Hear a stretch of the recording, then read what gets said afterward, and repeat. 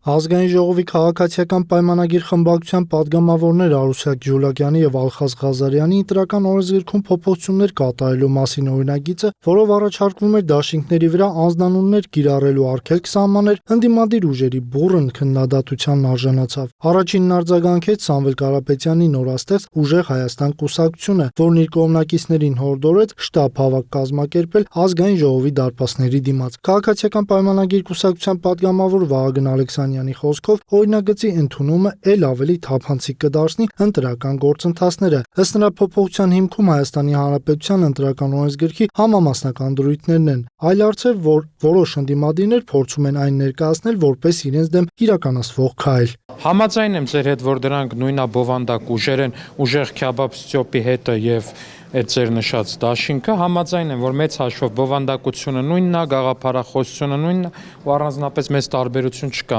Իշխող խմբակցության մեկ այլ պատգամավոր Արփի Դավոյանի կարծիքով էլ այն ուժերը, որոնք չունեն քաղաքական կենսագրություն եւ որոշակի գործընթացների կամ իրեն շահերի պաշտպանության համար են ստեղծվել, իրավունք չունեն դեմ գնալ սահմանադրությամբ ամրագրված օրենքներին։ Նա ընդգծեց, այս փոփոխությունը մեկ անձի կամ կուսակցության համար չի արվում։ Երբ որ այս փոփոխության դեմ խոսում են դաշնակցականները, խոսում են հանրապետականները, խոսում է Հայաստան դաշինքի այլ պատգամավորներ, որոնց քաղաքական հետագիծը շատ սերտորեն կապված է ընտրակաշառք բաժանելու հետ եւ ընտրակաշառքով ընտրություններին հաջողություն գրանցելու հետ, եւ երբ այդ ուժերը խոսում են ժողովրդավարության մասին, մի շատ հեռավոր տեղում ժողովրդավարությունը ծանր հոգոց է հանում, ասելով թե այս ինչ է կատարվում։ Հետեւաբար այս փոփոխությունը կարեւոր է եւ որևէ մեկը թող իրեն այնքան չկարևորի, որ իր համար է արվում։ Իսկ Ազգային ժողովի պատգամավոր Ջուլիետտա Ազարյանը վստահեցրեց, ընտրական օրենսգրքում փոփոխությունը բխում է Հայաստանի Հանրապետության ժողովրդավարության ամրապնդման շահերից։ Նրա խոսքով ժողովրդավարության անկման եւ թափանցիկ ընտրությունների տորպեդահարման մասին աղաղակում են այն ուժերը, որոնք դրա իրավունքն ուղղակի չունեն։ Նույնքան զավեշտալի եւ անլուրջ է, որքան որ օրինակ Ռոբերտ Քոչարյանը խոսում է կոռուպցիայի մասին եւ կոռուպցիոն դրսեւորումների մասին, եւ ըստ էության, երբ կոռուպցիան խոսում է կոռուպցիայի մասին եւ այս դեպքում այն քաղաքական ուժերը, որոնց որպես իշխանություն ականատես է եղել է ժողովուրդը, թե ինչպիսի պայմաններում է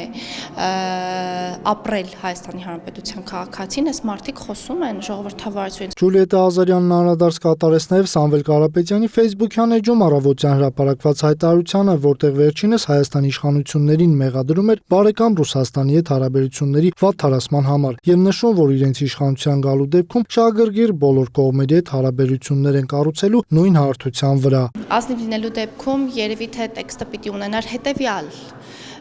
արտացոլումը. Սամվել Կարապետյանը մտահոգություն է հայտնում եւ սրտնեղել է այն կապակցությամբ, որ Ռուսաստանի Դաշնության տարածքում գտնվող իր բիզնեսները կարծես թե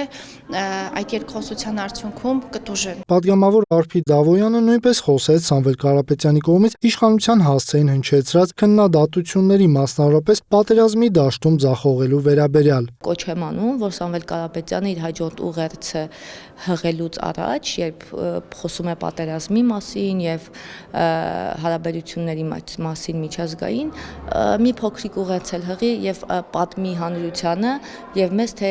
ինչ պայմաններում չեն ծառայել իր որդիները, ինչի պատճառով չեն ծառայել Հայաստանի Հանրապետության զինված ուժերում իր զավակները եւ իր եղբոր զավակները։ Քաղաքացիական պայմանագիր խմբակցության պատգամավոր Վահագն Ալեքսանյանին էլ չեն զարմացրել հանրապետական կուսակցության ընտրություններին չմասնակցելու եւ ընդդիմադիր այլ ուժերին աջակցություն հայտնելու մասին հայտարարությունները։ Ալեքսանյանի համար տարօրինակ չէ անգամ, որ հանրապետական կուսակցությունն առաջիկա խորհրդարանական ընտրություններին մասնակցելու համար իր անդամներին կոչ է անում ընդգրկվել տարբեր կուսակցությունների կամ դաշինքների կազմում։ Վերջապես ձեր նշած բանը, ինչ անունը գերֆանտաստիկ ինտելեկտի տեր օլիգարխի ցուցակում օրինակ տեղագտել իրենց արտաքին հարաբերությունների պայծառագույն ճակատը Էդգար Ղազարյանի տեսքով, որը ակնհայտորեն նոր ուժ, նոր թարմություն ու առհասարակ բան արտաքին հարաբերությունների ոլորտում գիտելիքի, ինտելեկտի ու պատրաստվածության նոր մակարդակ է հաղորդել բանին, արհեստական բանականությամբ ստեղծված այդ օլիգարխի կուսակցության ու դաշինքին։